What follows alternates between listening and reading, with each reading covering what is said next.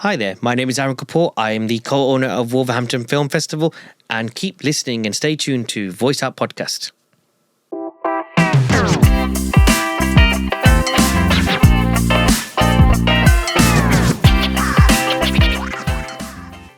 Hi, it's Amrita, and I'm back with another exciting episode of the Voice It Out podcast. This guest that we have today is actually someone I'm really excited to have on the podcast. He is the co-owner of the Wolverhampton Film Festival. He's a poet, he's a producer, and he's also an actor. Hi, Arun Kapur. Hi there, how are you doing this morning? You okay? I'm all good, thank you. How are you? I'm good. I've had my overnight oats and I'm ready to go. I love that. That's what you call a prepared person, overnight oats. Is that what you do all day? All day, all week, every day? Every day. Proper preparation. That's really good. I love that. So thank you so much for joining me today. I think that we've never had someone like you on our podcast, so I think it's going to hopefully be a really unique episode. So first of all, I've got to ask you, how did you kind of start in the career that you have kind of got right now? As I said, you wear many hats. How did you get started in all the creativity, and did it daunt you to begin with? So it started off, I used to work for an art house cinema for like the past decade or so after university. Okay. But I got made redundant. In between that time, I was doing like the odd crew job or background acting job or acting job here and there as well. And I was at a point where I was like, I'm not really going forward with what I need to do. And with the support of my brothers, Gurjant and Omar specifically, they pushed me in the direction of, Arun, you need to do something a little bit more of what you want to do, because you just kind of here and there, but do what you want to do, in which it was the case of being a producer. And the way that came about was I kind of just looked around here and there to see where I could find an opportunity, and just sort of fast forward, I was able to get accepted as part of the BFI Film Midlands Producers Cohort, in which basically they taught us the ropes in how to be a producer. At the same time of that, they took us to Asphetica Film Festival, which is a huge film festival in York once a year.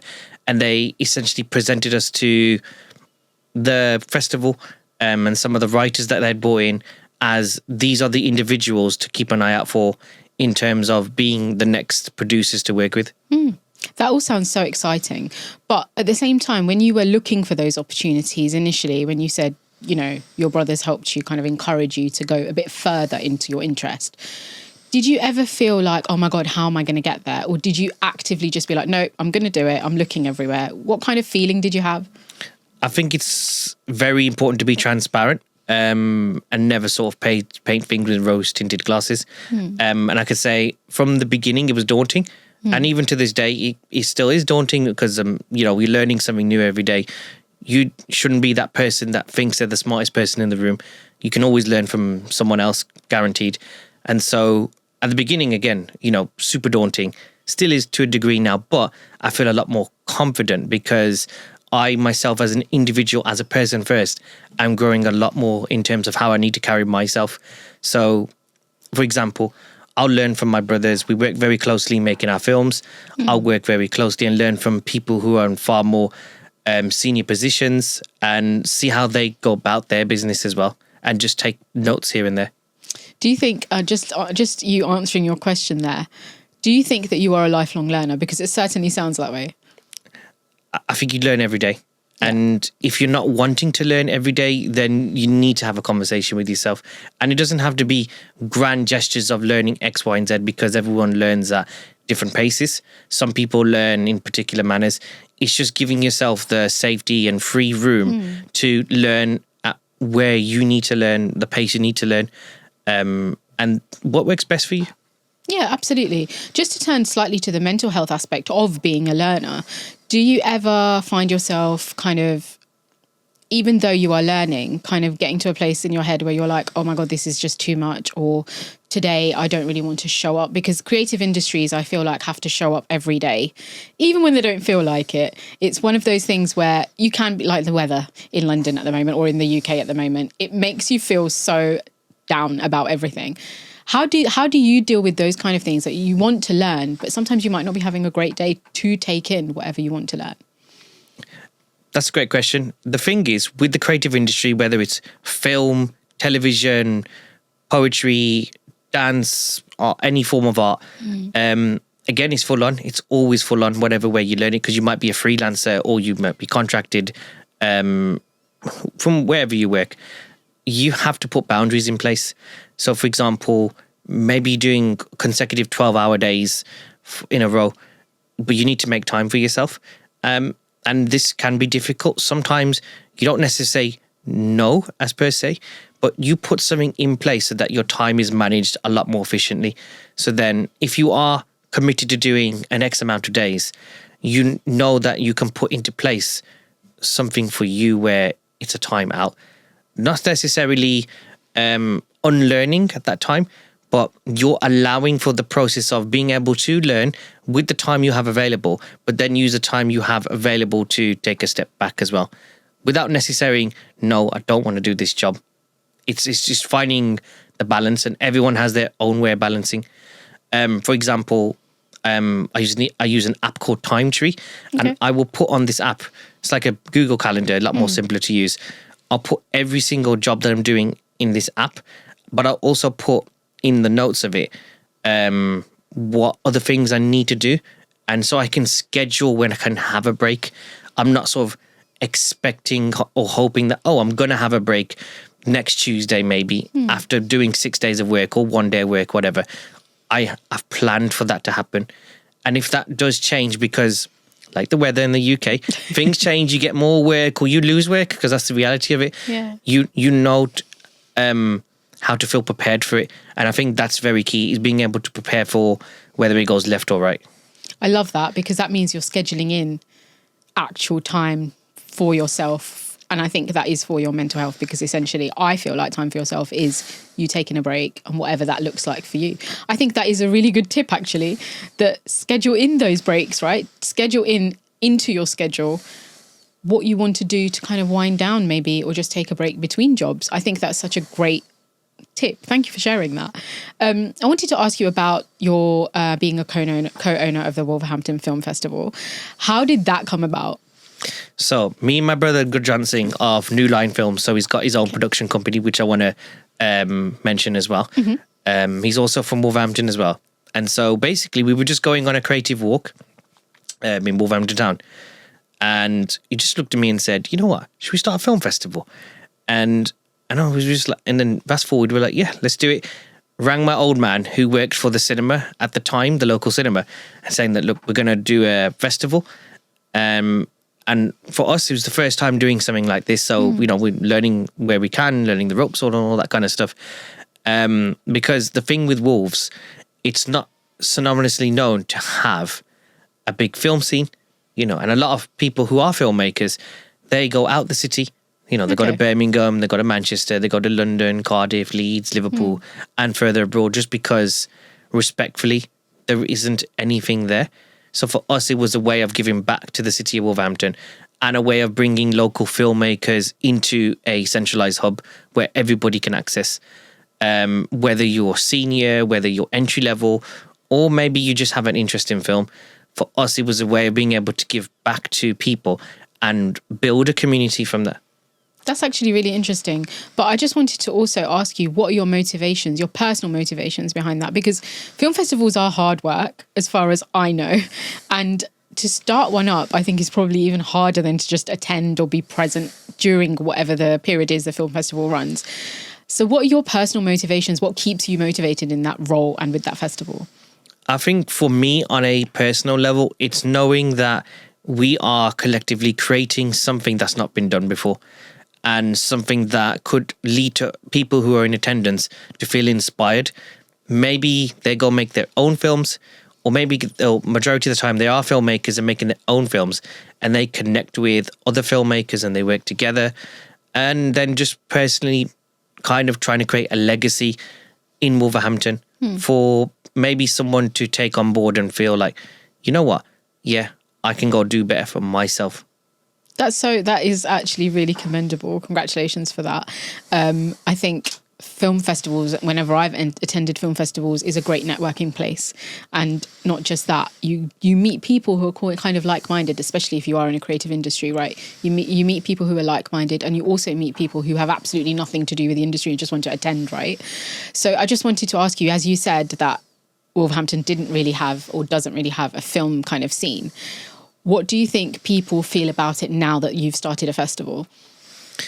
Again, that's a good question. I would like to think this is based on reviews and people telling us that, they're proud of us. Yeah. And I think that for me, I would like to say that's one of our biggest achievements, because we are trying to just do everyone proud at the same time. And we're trying to create something here that, again, like I said, hasn't been done before. From, two guys, just two lads from Wolves that want to give back as much as possible.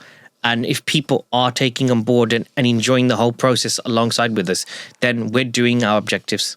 Yeah, absolutely. And I think that is great to know that is your kind of the way that you see it. I think that's really important, because, as you said, it's something that you've never experienced before, like starting a film festival. So I think I wish you well with the forward journey, actually, because I feel like that's such an amazing thing to do from scratch.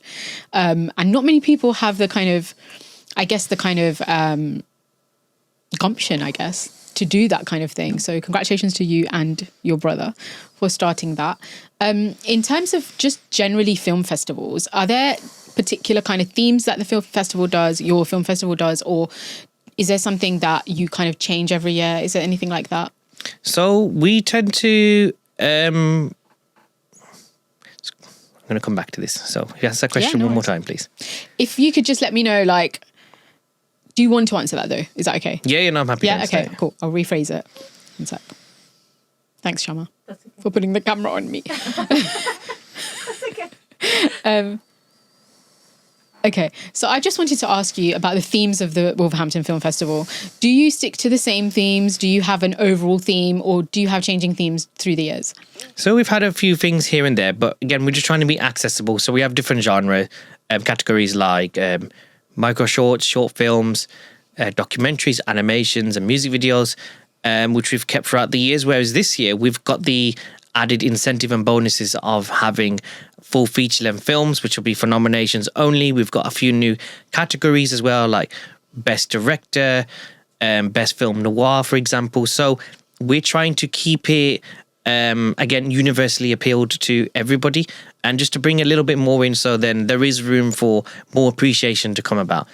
And we also have had categories where we are supporting locally based filmmakers, in which I mean Wolverhampton based, and we've worked very closely with the University of Wolverhampton in the past few years as well.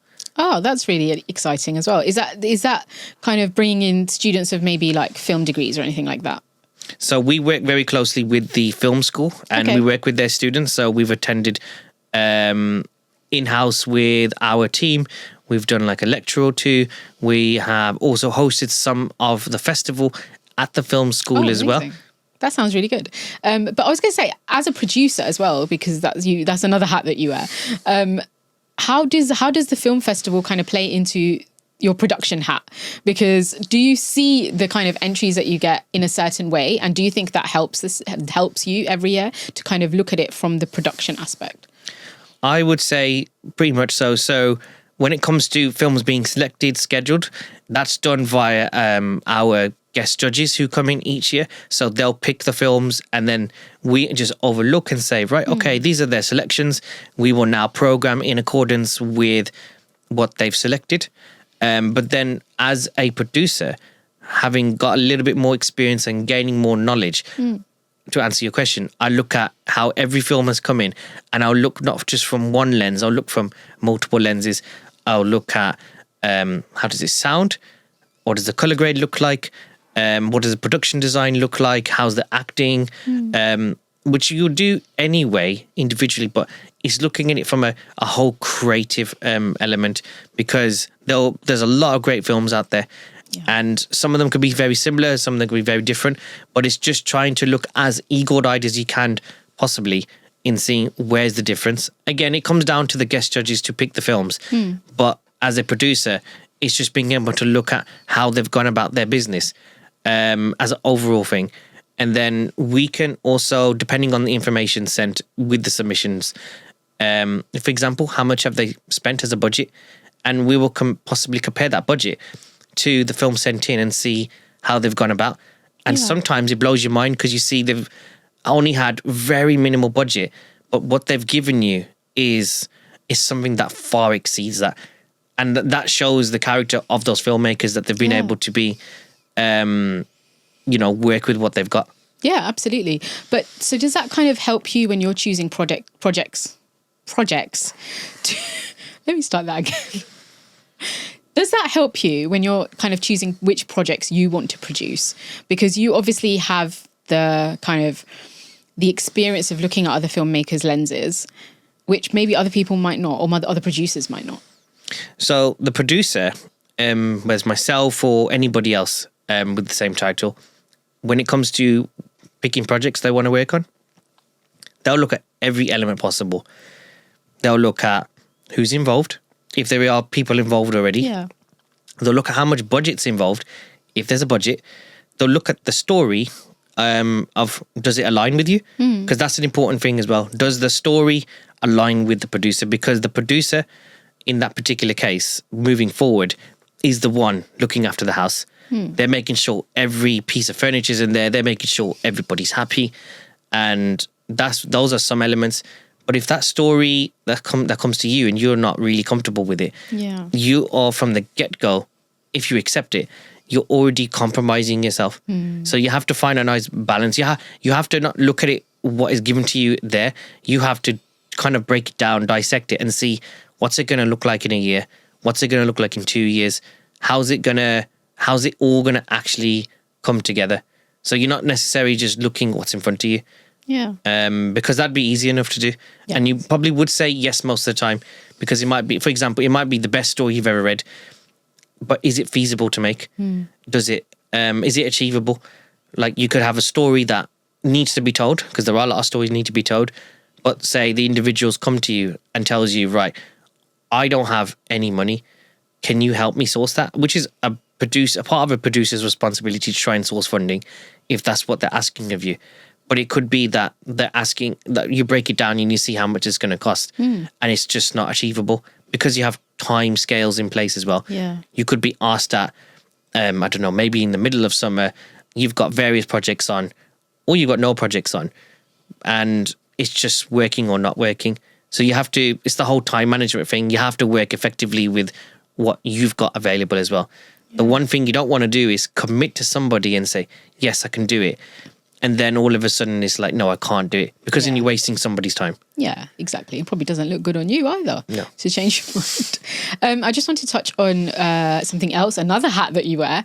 You are a poet, which I was not aware of. So I think that's amazing. Because I'm not great at poetry at all. How do you write whatever you write, and do you have certain motivations behind the poems that you write? So for me, I like to see myself as someone that's empathetic. That's just come through trials and tribulations and all that kind of stuff, like anybody else. Yeah. And a lot of the stuff that I write is, as I'm realizing, it's based not just necessarily on my own story, my own emotions and my own feelings. It's also based on people I meet on an everyday basis. Because I think that a lot of us, we're all connected with each other in ways that we don't necessarily understand because we're caught in the rat race of life. And so we don't acknowledge what's actually going on at times. So for me, everything that I write about is just about everybody collective in a way where whatever I'm writing, it will relate with a majority of people. Maybe not in the grand gesture of things, but very subtle. So then someone could read it and be like, yeah, I either relate with that or I know somebody that relates with that. And it brings people together in small ways that they don't imagine at that time anyway. So it's actively getting people to have conversations with said self or people in the room, so to speak. Yeah. So where do we find your poems if anyone wants to find them? You can find some of my poetry on my socials as well. Okay. A lot of my stuff now I'm just writing in my spare time with the future plan to bring it out in a readable form. Oh, amazing. That sounds exciting. That does sound exciting. So I just wanted to ask you actually, because I did touch on the mental health aspect earlier in the episode. I just wanted to ask, like I said, because you are a creative person and because you are an Asian male, we don't on this podcast. We don't want to limit those conversations in any way. In fact, we want to open up the conversations. Mm-hmm. We've had previous guests, male guests, who have spoken about their personal experience, kind of talking about mental health, but also kind of talking about whether they feel like there are enough safe spaces, for example. So I just wanted to ask your take, actually, on if you feel as an Asian male that you are adequately supported, I guess, if you wanted to have a conversation about mental health. And it could be something quite serious that you're going through, or it could even be an everyday thing where the mood is just not taking you kind of thing and you want to kind of, snap out of it. Because mental health looks different for everyone. And I just want to ask you actually, what do you think about it? And do you think you have a safe space as an Asian male? I've been very fortunate, and I can say I'm very fortunate to have had a good family support network and friends around me for bits of my life. And then currently now I have access to organizations like Sehat and Taraqi, who both are very prominent in supporting their communities, specifically within South Asian / Punjabi. On the notion of being a South Asian male with well-being at place, I'm at a safe space right now, but it took me to a certain degree and time frame to have got to this point where maybe a couple of years ago I couldn't say yes openly. Whereas I think that came through experience, and that came through forgiving myself. That came through removing the guilt of everyday expectations, because as a South Asian male and South Asian females and everyone in between as well, it's very prominently known that you have to do, X, Y, and Z, because our parents before us and grandparents had those expectations, i.e., you're married by 17, you've got 10 mortgages, 20 kids or whatever, and you need to have the best job on the planet. And if you were to go beyond that, like, for example, again, I was very fortunate to say to my parents, I want to be involved in film. And they were, or the arts in some manner, and they were very understanding and still are to this day. There are people out there that don't have that privilege, that don't have that entitlement, they don't have that fortune. So I would say that we are progressive, we are moving forward. Again, I can say I've got the spaces available because I was able to find them. And I think what I would say on the notion of it is, I know it sounds easier said than done, but it's putting in place to remove those spaces of guilt. Yeah, that works for both genders. Or any gender, should I say. For all genders. Yeah, exactly. But I think it's really interesting that you say that you find solace in talking to you've got a good network of family and friends around you, which I think is the most important thing. But at the same time, not everyone has that, right? So safe spaces can look a bit different, or they can be a bit scarce for some people. So as an Asian male, if there was someone who didn't have that, and someone who needed, maybe not even realize that they needed it, but need a space in order to kind of release whatever emotion they're feeling, or even just someone to talk about it with, like, and they don't have a friend or they don't have a family member, do you think that you would recommend a certain kind of thing to that kind of person? Because like I said, I think a lot of us are very fortunate that we can talk to our friends and family, but I still think that even if you do have fun, for some people, even if they do have friends and family, they don't feel comfortable enough. I absolutely agree with that. And what I would say to individuals who don't have access to that, depending on where you are, look at what resources are within your local areas. Like I mentioned earlier, organizations like Sehat and Taraqi, who are accessible. You can reach out to them, you can go on their websites, and you can contact them and tell them where you're at, and they will be able to support you in a way that will benefit you accordingly. I would say as a creative as well, separately as a creative, you may feel introverted and shy, that's okay, but try to attend maybe creative events as well. Even if you're not a creative, just be in those spaces. Don't have an expectation of, I need to go to these spaces and I need to make friends, I need to network or /connect, I need to do X, Y, and Z. Just be present. Yeah. and just kind of let yourself align with what is unfolding. Now, I know this might sound quote unquote wishy-washy to some people, because it's like, well, what backbone or foundation do you have to be able to prove that's a thing? But sometimes it isn't just hope, but you have to give yourself the room for you. You're not going to these spaces to try and appeal to somebody else. You're going there to build yourself. Yeah, that is a really great kind of mindset shift if people are feeling a bit kind of vulnerable, I guess, in those situations. I think we have all been there, especially in the media industry, where you've attended something and you absolutely don't know anyone and you feel so out of place. But I think it is commendable if you still go, as you say. You can still go. You might meet someone like-minded, you might not. You might end up in a conversation, you might not. But I think you are still able to go into this situation from my personal perspective and still have a good time and still kind of get something from it. And I think we sometimes, like you say, we sometimes rely on, I have to network because I'm at this event, or I have to talk to someone. You actually don't if you don't want to. Just being there, as you say, is actually enough in a lot of circumstances. Yeah, exactly. And even stuff like, without coming across as pompous or pretentious, because not everybody has access to certain things, write poetry, express yourself, exercise, get up earlier, put a routine in your life. And even if someone came to you and said, oh, I don't have a job, I don't have access, where can I get routine? You can still implement something in your life. I think the key thing is it's going back to time. Yeah. Give yourself the time and the space. And it's not just a case of it's going to figure itself out. You're going to figure it out, because you're going to put in place something that works best for you. You have to remember everybody is different, but that's okay. Yeah. And embrace that sort of sense of individuality for yourself. Exactly.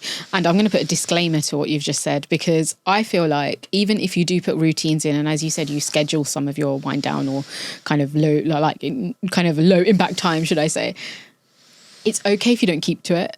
Like, I feel like sometimes we might put something in place in our calendar or whatever it might be, and then beat ourselves up because, oh my God, I haven't been able to take that hour out or whatever it might be.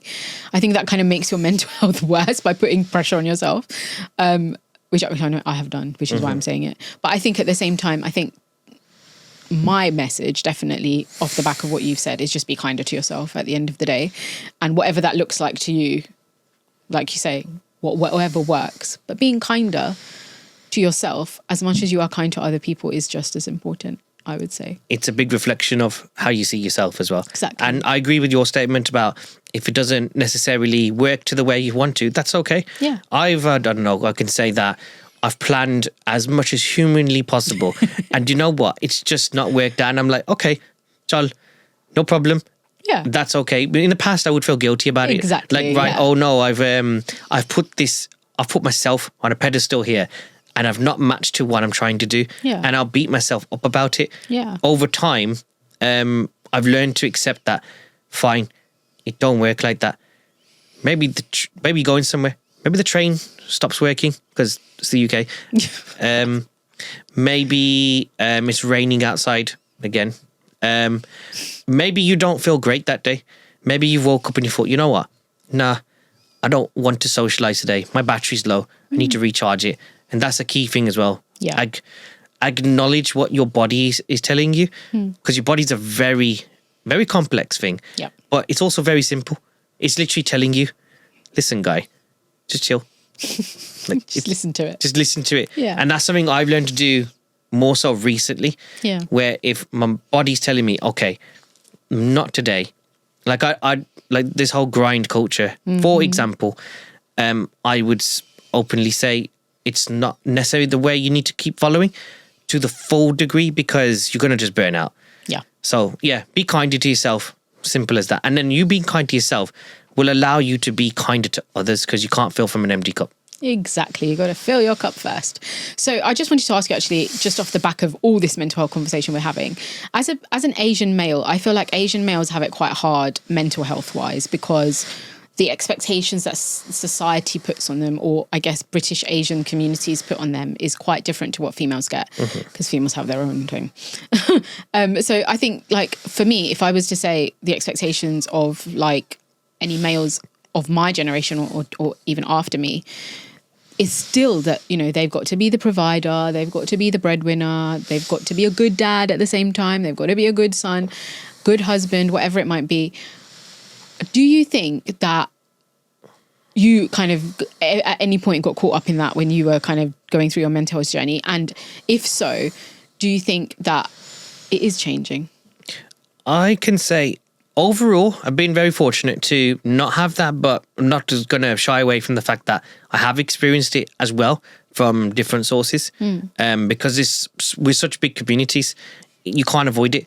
And no matter how open maybe a small sector of your own initial circle is, it's out there everywhere. Exactly. And I think there is a massive expectation on South Asian males in particular to be the breadwinners, the providers, to be macho, the whole toxic masculinity thing. I would argue, however, that we are a lot more progressive now because the next generation is a lot more accepting to the embedment of being in a complete different system altogether. We're not from times where, as mentioned, parents, 17, 10 mortgages, 20 kids, you know, there's the freedom for conversations, there's the freedom for wanting to do different work, there's the freedom for being able to expand your horizons because it's a completely different world altogether. I think as a South Asian male right now is a lot more comfortable than maybe in the past. Again, I can't speak on behalf of the past because I'm not of that generation, but I can only go off what my fathers before us and elders have taught us and told us about their experiences. And when you hear of males from my generation and the way that they explain how they feel and where they're going, it's two different worlds. So it is reassuring that there is something in place. There's still a lot of intergenerational stuff. There are still a lot of South Asian males that are my age that have got those pressures that, you know, you need to marry someone of this caste, you need to have this job, you need to have this amount of money. That still, let's not get it twisted, that still does exist. But there's a lot more openness now than in the past rather. Before it was just a straight, you need to do it and that's it. Whereas now it's like, right, there is a level of understanding. Not everyone unfortunately has that, but we are moving forward where most importantly, the next generation have an increased percentage of having even more openness. And I think where we are right now, that winningly, it's just going to keep getting higher and higher, where the next generations are going to have that more sense of freedom and being able to express himself. Absolutely. I think I hope exactly that, because I think it is important to have that change, especially where the world is changing.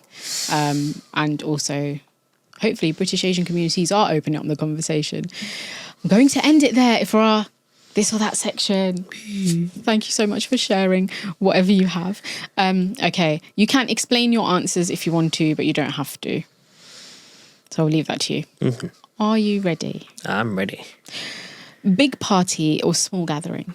Small gathering. Okay. Intelligence or physical strength? Intelligence. I'm with him. Oceans or mountains?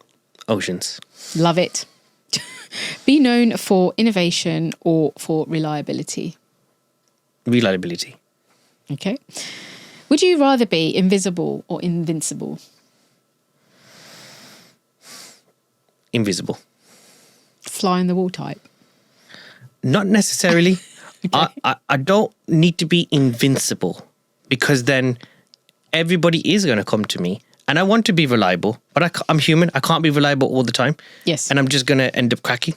So whereas if I'm invisible, are we saying invisible all the time? Yeah. Invisible all the time or invincible all the time. Oh, that's a tricky one, that is. Okay, you know what? I might have to retract. I'm going to go with invincible. I'm changing it. Because if I'm invisible, I can't leave a legacy. I can't chat to people. Yeah. And that's what I want to do. So, nope, I'm invincible. I mean, if you were invisible and trying to chat to people, you're going to freak them out. Yeah, I'm not Casper. So. Yeah. Okay, the last one is probably the easiest. Sweet or savoury?